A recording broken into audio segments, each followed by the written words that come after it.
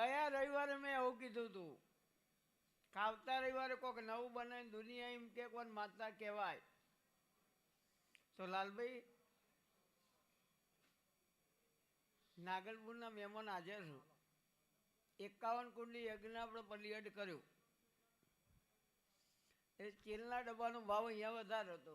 એટલે આપણે માસ્ટર જોડે સેટિંગ કર્યું, કારણ કે માસ્ટર હંમેશા કરકસર કરીને જ લાવવું એ એમનું જીવન.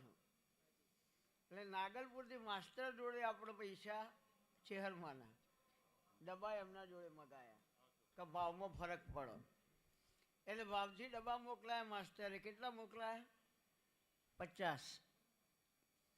હવે આટલી બધી પબ્લિક જમી એ બધાને લાવી જોઈ શકે. અને 40 ડબ્બા હજુ સીલ બંધ પડે છે.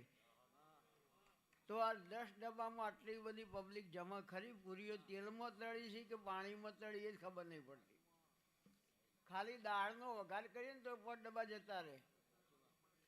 તો 10 ડબ્બા તેલની અંદર આટલી પબ્લિક જમે ના જમે. બીજા નંબરમાં આપણું 3-4 ટાઈમનું મેનુ એવું હતું કે પહેલા દિવસે મોહનથાળ, રસ, દાળ ભાત પૂરી શાક,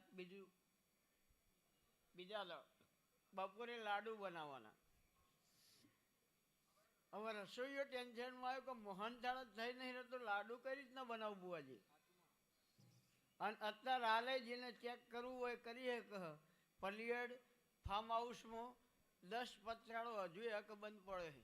તો 3 ગામ તો પ્રસાદ વેકી જમણવાર પત્યા પછી તો 40,000 માણસે ખાધું શું યાર?